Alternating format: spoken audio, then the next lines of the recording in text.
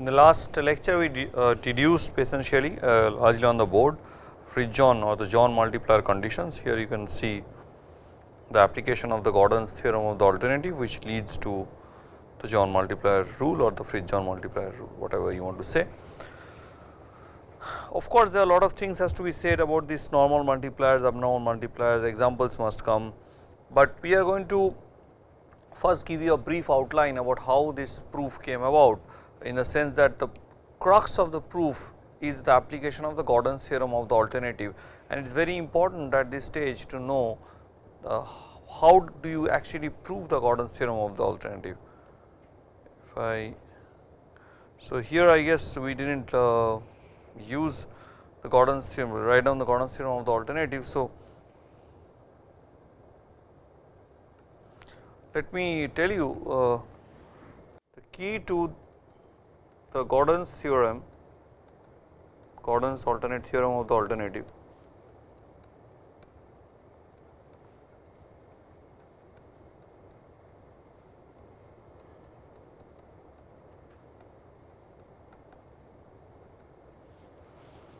Key to the Gordon's theorem of the alternative is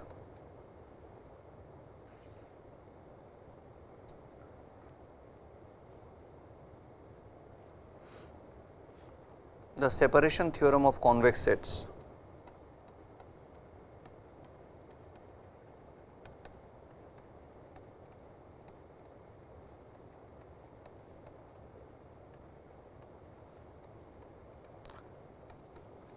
I have a series of lectures in the same NPTEL set of series of lectures.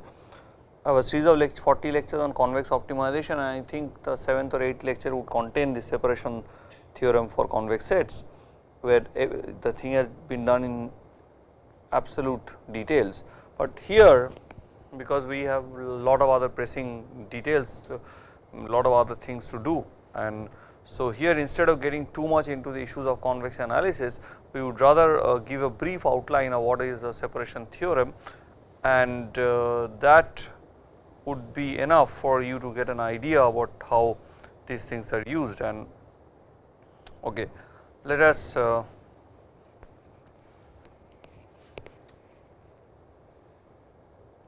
look into the issue of separation theorems. That brings us to some important convex sets. So, these are already there in the other lecture, but I am just recalling rather.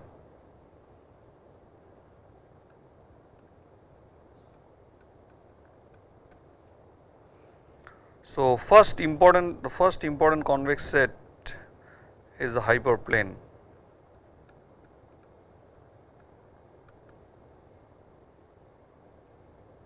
So, hyperplane is a set of all x in Rn, which satisfies an equality of the form this. So, this A and B, which is in Rn and B which is in R. So, these two determine the hyperplane. You can in fact write hyper H A B, many authors do so. So, this is the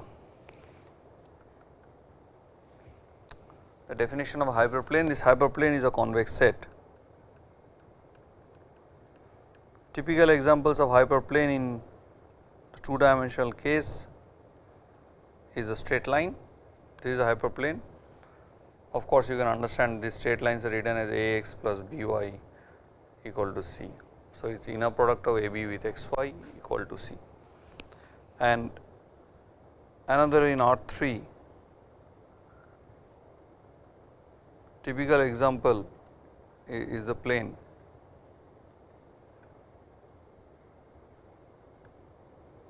Where usually the equation is written as, this is the equation of the plane. So, that is the idea. So, now this hyperplane or straight line you can see is dividing the plane R2 into two parts. This is one half space, this is another half space, this is the upper part, this is the lower part. So, this leads to two more convex sets associated with the hyperplane. One is called the upper half space, which is you can write like this or give some invent your, you can invent your symbols.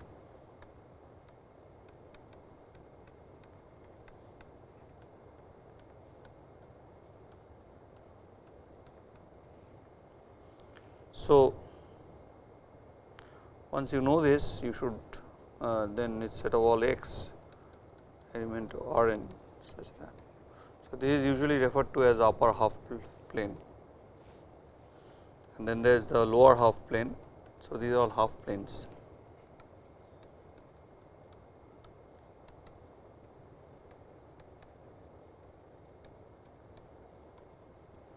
Find all the set of all x which this. So, this which satisfies these two. So, of course, the only intersection point between upper and lower half space is the hyperplane. So,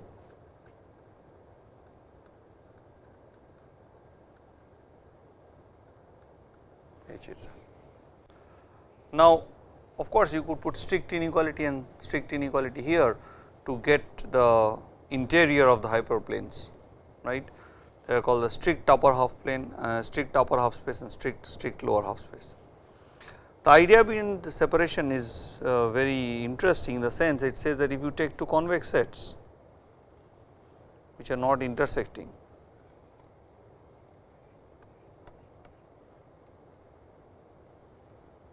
one is C1 and another is C2.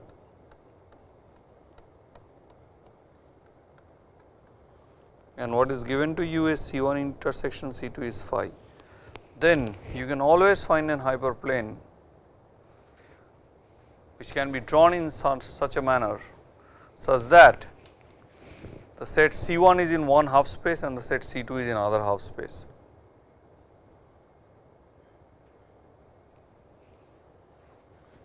This is always true when you have two convex sets which do not intersect, but this fact cannot be said about non-convex sets, which is of course, you can have a non-convex set like this, you can have another non-convex set like this which are not intersecting C3, C4. Of course, you can say, oh, I can draw a straight line like this. Of course, that is all right, you can do it, but you cannot do it for every such situation where you can do it for every such situation in a convex case. Here, for example, if you take this set, a set which is very important in multi-objective optimization, right, there are more than one constraints. So, this is a set W which is R2 minus R2 set minus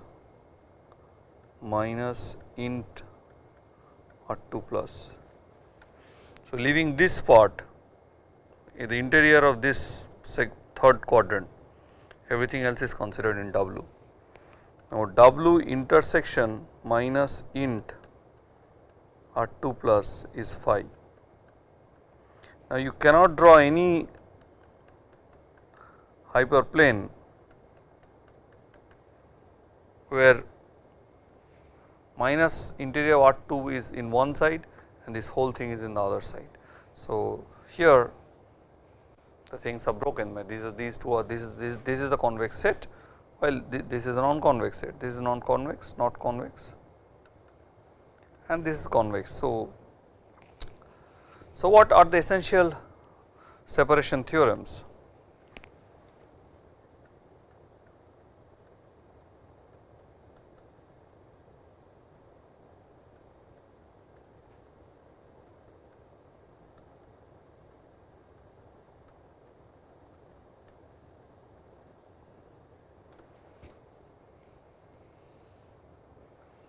So, essential separation theorems are as follows.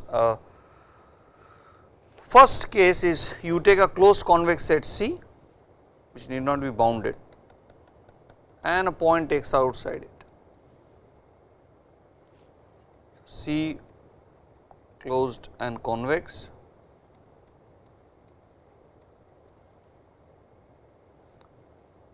and x not in C. Then the conclusion is then there exists a hyperplane strictly separating them. Let me tell you what does it mean.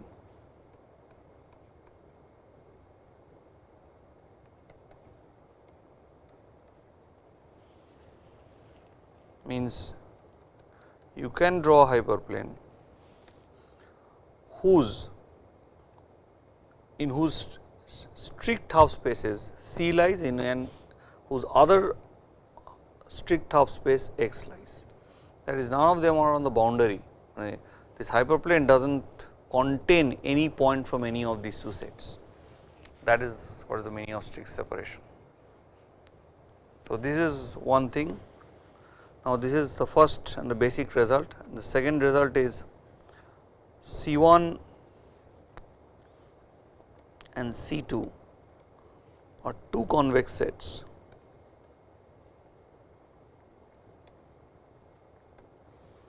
C1 is compact, C2 is closed.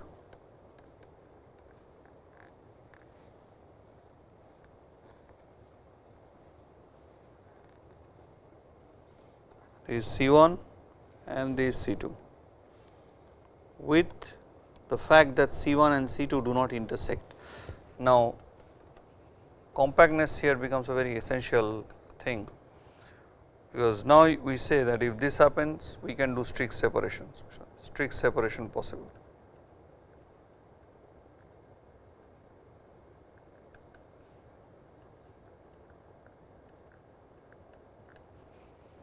We can say that strict separation is possible.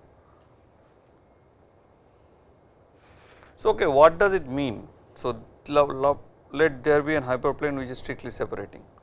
So, H is a hyperplane set of all x such that A x, of course, it is not A is not 0, that it means that whole of what 2. So, if it is 0 and A is 0, then B is equal to 0, B must be 0, then basically any x will do that. That's not the thing, A is not 0. Now, if you look at this, what does it mean? Maybe I should write it more.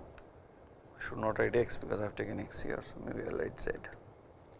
So, let this define this is this hyperplane. So, what does it mean? It is strictly separating. So, x is in the upper half space here. So, A of x is strictly bigger than b, while A of w is strictly less than b for all w element of C. That is the meaning of strict separation. You see, here we have taken C1 to be compact. If we take just C1 to be a single point, then it is also compact. So, whatever we know about this result can be applied to this. Actually, one can prove this and then apply it to prove this. We will not do any proof here, we are just giving an outline. See, here the compactness of the set C1 is very, very important, because if we do not have compactness, then we cannot guarantee a strict separation. So, consider these two.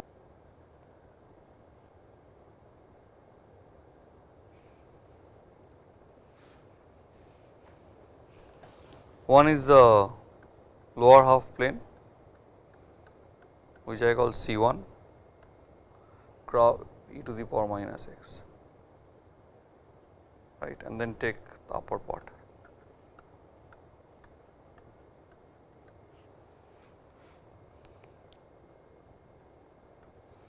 Now, both sets are unbounded, both are closed. Now, you cannot find a strictly separating hyperplane. If I draw this line, for example, there will be a time when it will come and cross this. So, you cannot find a strict separation separating hyperplane, strict separation not possible.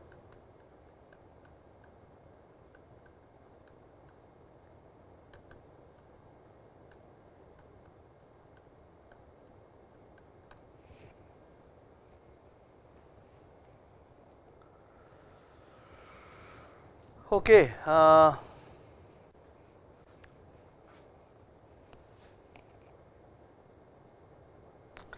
Now,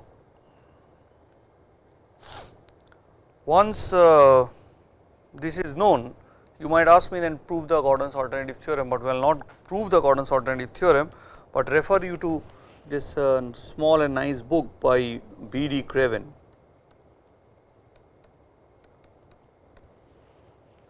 It is called Control and Optimization.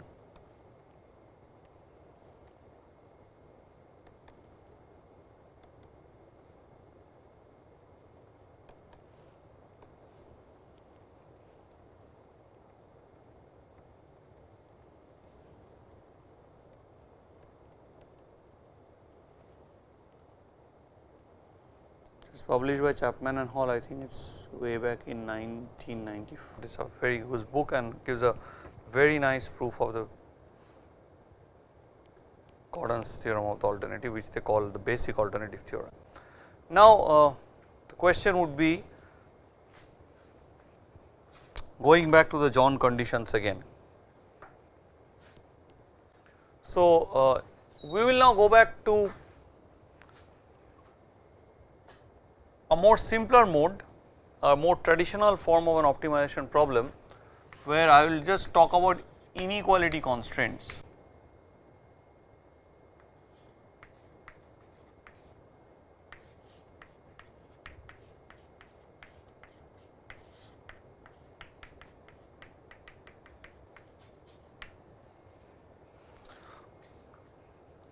In this case, we will get what is called the famous Lagrange multiplier rule.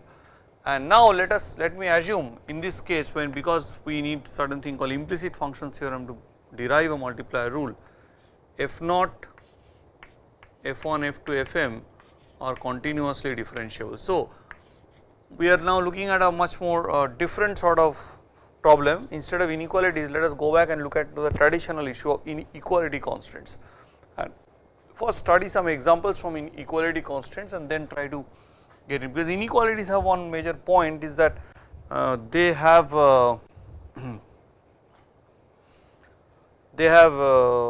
issue of complementary slackness condition, and to satisfy inequalities and satisfying all these things are not so easy actually.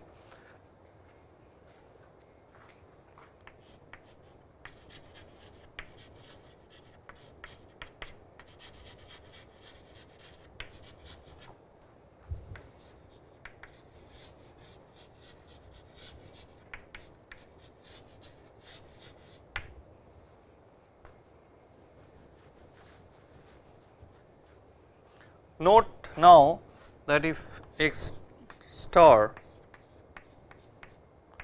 is a local minimum,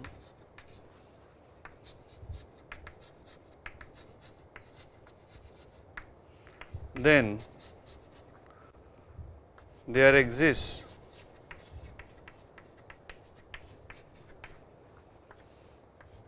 lambda naught greater than equal to 0, lambda 1, lambda 2, lambda m element of R, means they are all free, such that, so here it is quite a simple rule of x star.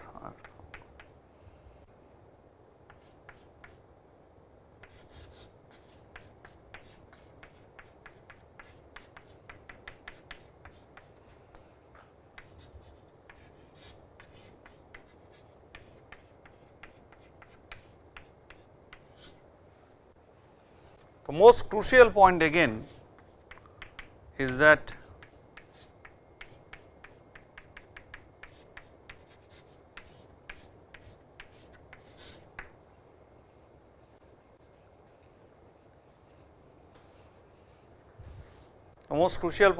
as I again mentioned is this fact that this cannot be 0, the whole vector cannot be 0.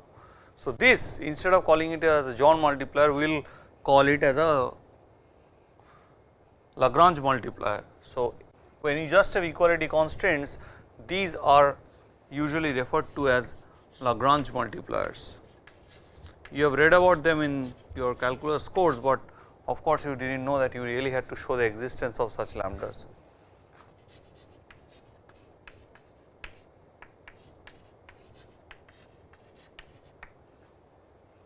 Now,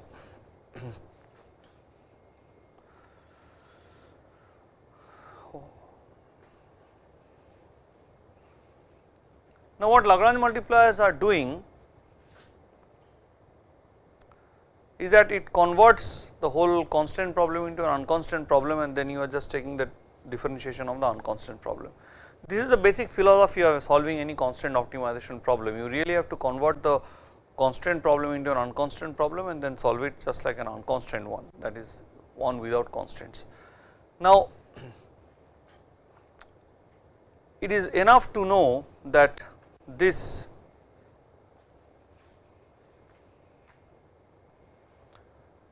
problem, it is enough to know just this fact.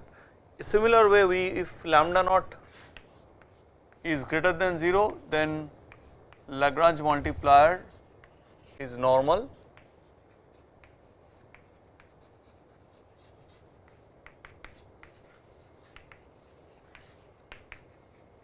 If not, we will call the Lagrange multiplier abnormal.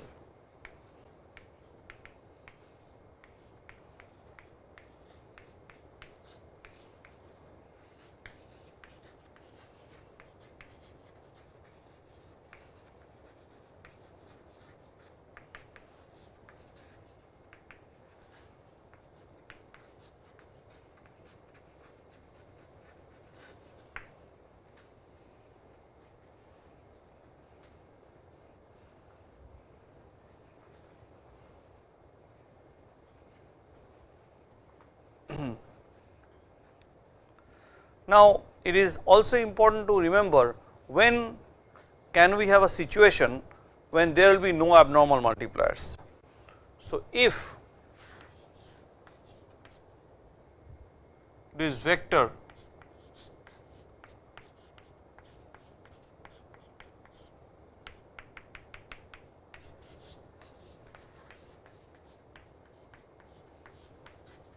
is linearly independent,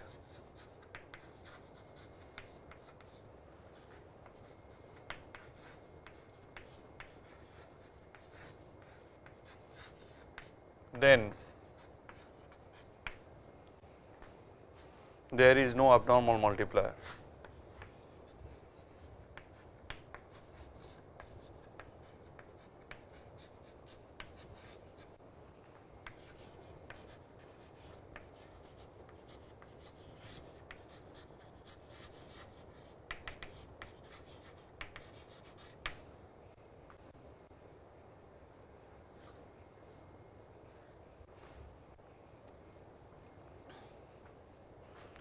It is very important to note here the following fact that what is the definition of an abnormal multiplier?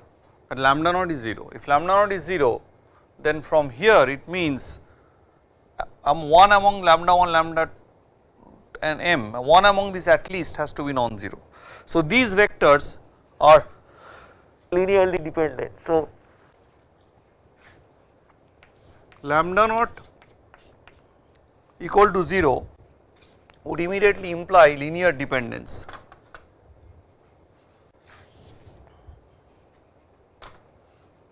So, lambda naught equal to 0 implies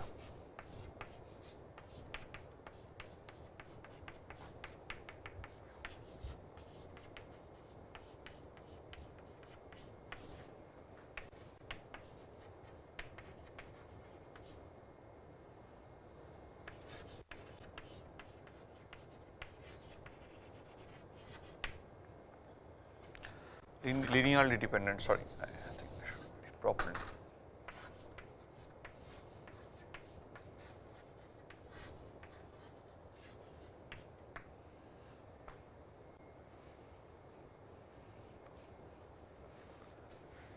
Now, there is an interesting question. So, it means that if it is linearly independent, then lambda is not equal to 0. That see, if it is linearly independent, I will never get a abnormal multiplier. The interesting question is, okay, suppose I do have linear dependence, that what does it mean? Does it mean that it will have a abnormal multiplier? The answer is actually no.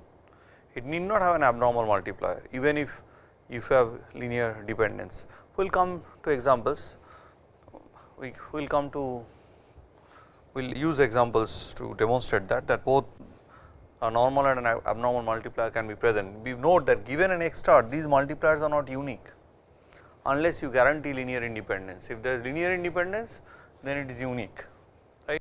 If there is no, so if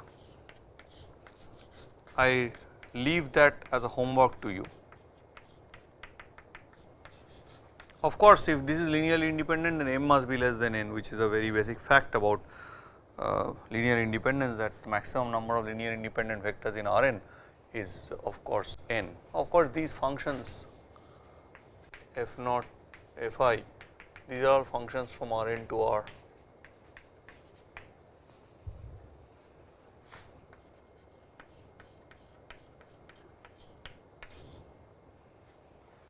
If this M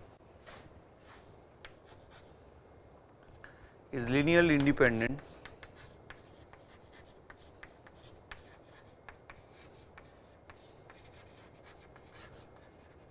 then there is a unique, there is a unique Lagrange multiplier.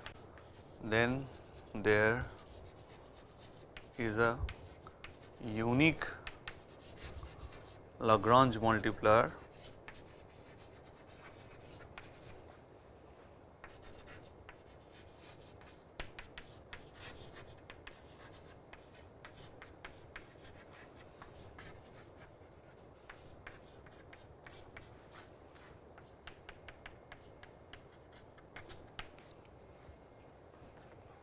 This is a homework for you.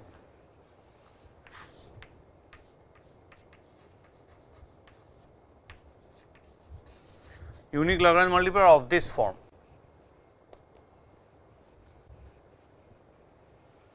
Because once lambda is not 0, I can divide it by this and I can get a new set of multipliers. So, so this is a homework. Now, the question is, this is quite a very elegant, simple, did not have to write much, no inequality constants. Suppose I have the inequality constant issue, the problem. Can I use this idea to actually develop the Fridtjohn multiplier rule for inequality constant? Can I apply the Lagrange principle? So, what I would like to show here, just like Jan Brinkwins and the great optimization theorist Vladimir Tikhomirov has shown in this book, Optimization Insights and Applications. I have already named this book, but I really want to show you this book. It is a Princeton University publication of 2005 and a very, very beautiful book. It gives a very beautiful insight into optimization, very deep insight, I would say. And what I would also like to note that in this book they show that it is the Lagrange principle which is the guiding principle of all of optimization, this Lagrange principle, this one, and that and lot of problems can be actually solved by using the Lagrange principle. Let us now try to develop the inequality constraint in the John multiplier rule. Let us make a trial through this Lagrange. So, now if I have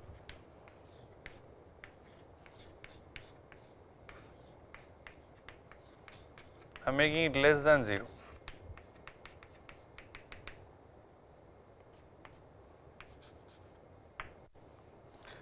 Now, once you do that, remember I can always introduce what are called slack variables, that is I can always introduce non-negative variables,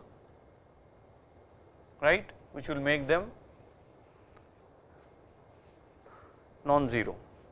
But the biggest problem that will lie is that when you want to try to apply the Lagrange principle on this sort of thing, then what would happen is the following. If you want to write this as an equality constant problem, you have to write this as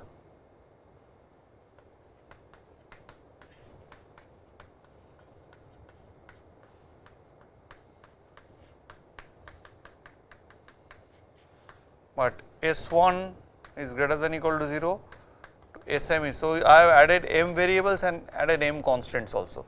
Now, these are again inequality constants. So, the question is that I cannot try and write down, if I want to use the Lagrange principle and try to write down the John multiplier rule, it is really not possible.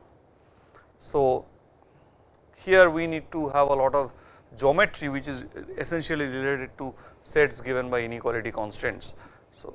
So, that is why Fridtjohn's derivation of the whole thing was so important. It was a 1948 paper rejected by Duke, published in memoir volume celebrating the 60th birthday of Richard Courant, who is of course a famous mathematician. In fact, John is a famous mathematician known in partial differential equations. Now, this so this again needs some more convex geometry or more geometry, because again inequality constraints, if you change the functional constraints to equality, inequality constraints have actually reappeared in form of the slack variables, which must maintain non-negativity to actually be a slack variable. So, this procedure cannot be done. So, now what is important is that we will take some examples and try to use the Lagrange principle. We will take these examples from Brinquist and Tikhomirov. So, and try to apply and see what we can get.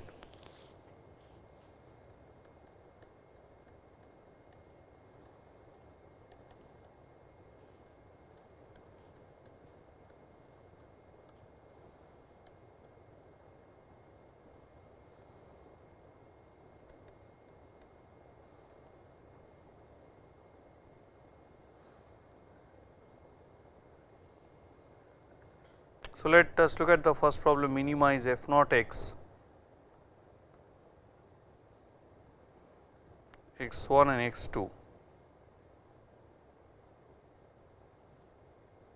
sorry minimize minus x1 x2 x, where x1 and x2 is in R2 means.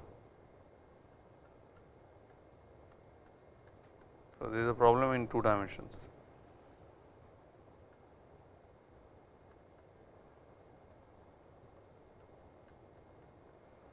So, here f1 x. So, it is a unit, it is a circle of radius a, and you are only expecting xi is strictly greater than 0, that is you want the problem to be here. So, once you basically want problem to be minimized over this. So, basically you are excluding, you are taking everything in the non-negative ortho, but you are excluding the points a0 and 0 a, does not matter. So, now once you do anything, you restrict your things to in an open set, then it does not matter, you will get back the Lagrange multiplier rule. How you would get back would need a lot of more deeper things, which will not go into at this moment. Let us try to first learn how to apply the Lagrange multiplier rule, and we will see that we are actually getting in most cases the multiplier, the lambda naught to be 1, whereas we are getting normal Lagrange multipliers. First case is to know the existence of a solution. See, if I look at this problem from this point of view,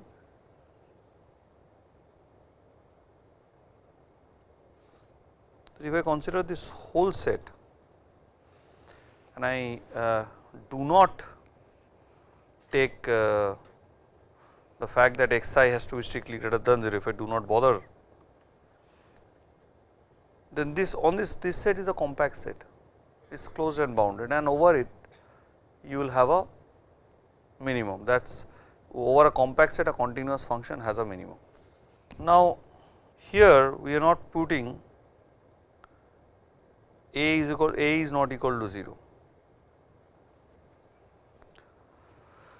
So, there will be a minimum somewhere here on this. Let us forget this extra condition, I do not think that you really need to bother about this extra condition at this moment, just take this problem. Now, there will be a minimizer somewhere. So, the multiplier rule says that there would exist a lambda naught grad of f x star plus lambda 1 grad f x star f 1 x star to 0. Now, lambda naught, this one would become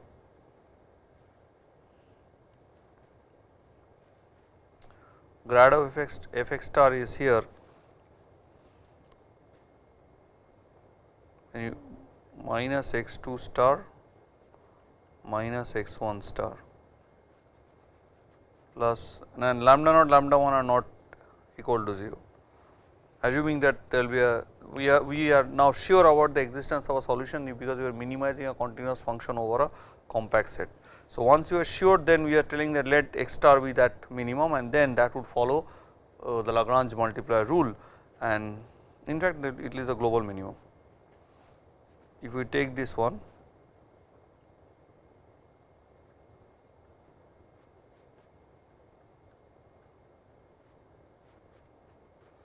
so this would now amount to the following.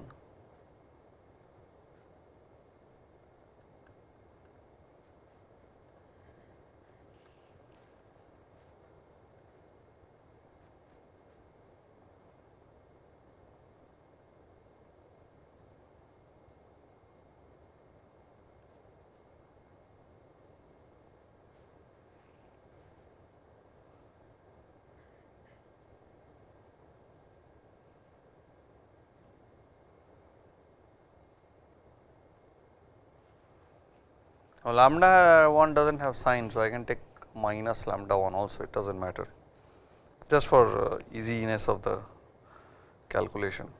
Okay, never mind.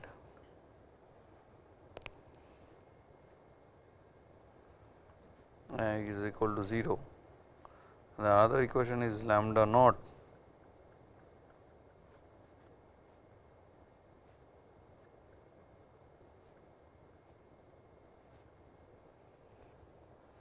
So, if I say if lambda naught, I will now claim that lambda naught is not equal to 0.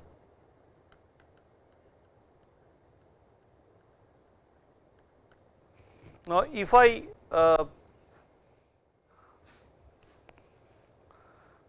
say if lambda naught is equal to 0, then from the above two equations it would imply that x 1 star is equal to 0 and x 2 star is equal to 0, because by Fridtjof condition, by the Lagrange multiplier rule, lambda naught lambda 1 both cannot be 0, lambda 1 is 0. So, lambda 1 is not equal to 0. So, this will happen, but if this happens, then it will mean a square is equal to 0, but I have taken a not equal to 0. So, I cannot really take that, I cannot really get that, I cannot have these two equal to 0 either.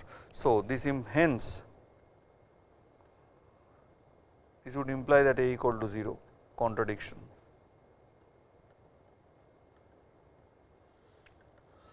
Hence, it implies that lambda naught is equal to 1, we are just taking lambda naught equal to 1, sorry, lambda 0 is equal to 1. So, then that what would it give me? So, let me just, so lambda naught is 1. So, minus x 2 star plus 2 lambda 1 x 1 star is 0 minus x 1 star plus 2 lambda 1 x 2 star is equal to 0. Now, we will eliminate the lambda 1 to get the results about. So, from here lambda 1, from here we will get 2 lambda 1 x 1 star is x 2 star, 2 lambda, just a moment, 2 lambda 1, the first equation will give me 2 lambda 1 x 1 star is x 2 star, and 2 lambda 1 x 2 star is x 1 star. So, lambda 1 is x 2 star by 2 x 1 star, and lambda from here we also get, from the second equation we get lambda 1 is x 1 star by 2 x 2 star. So, then this would imply that x 2 star by 2 x 1 star is equal to x 1 star by 2 x 2 star, and this would finally imply that x 2 star is equal to x 1 x 2 star square is equal to x 1 star square.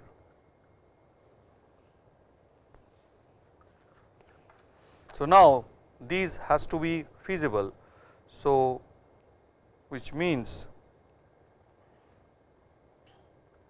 x 1 star square plus x 2 star square is equal to this actually. Now, if I want that these are to be positive, we can have, let us see, we can have positive, negative, all those things. Now, if we really want that we will restrict it to the positive part, let us see what happens. Now, once you have this, what do you have? You have this as a square. Now, you will have 2 x 1 square as a square. So, x 1 star is plus minus root over a by 2. Similarly, x 2 star is equal to plus minus root over plus minus a by root 2,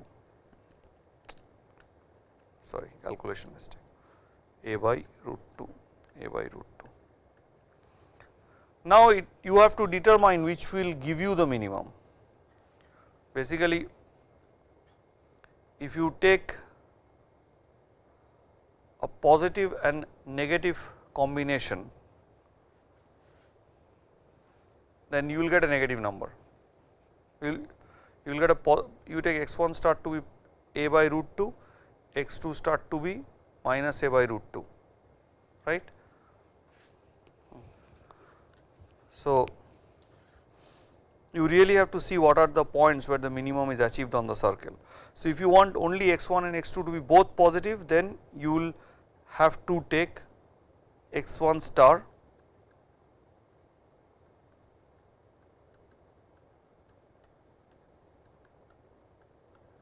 see what you have to find.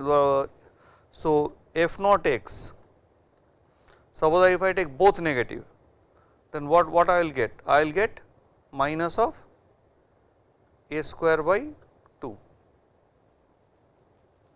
If I take both positive, then I will get minus a square by 2. If I take one positive, one negative, then I will get, suppose I take this positive and that negative. So, I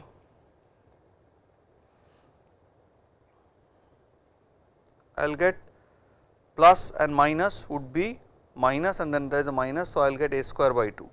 So, this is giving me the maximum value of minus x 1 x 2, and this is giving me this is a smaller value. So, only when I have both positive or both negative. So, x 1 x 2 is this, or x 1 star x 2 star is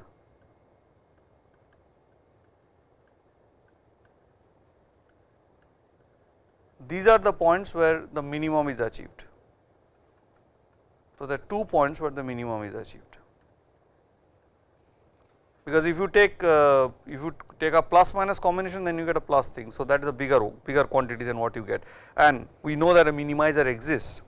So, among these points for this 4 possible combination, we will get the minimizer. So, these are the 2 points where we get the minimum value. So, these are the minimizers. So, minimizers must satisfy all these Lagrange conditions, and minimizer exists. So, the minimum value among these 4 critical points, the objective function value is minimum at which point. We have to find that among these Lagrange points, or points satisfying the Lagrange multiplier rule, the minimum value is obtained where the objective function is achieving the minimum value, that is in this particular case, right. So, So, this is an example, and we will carry out some more examples in more details in the next class. Thank you very much.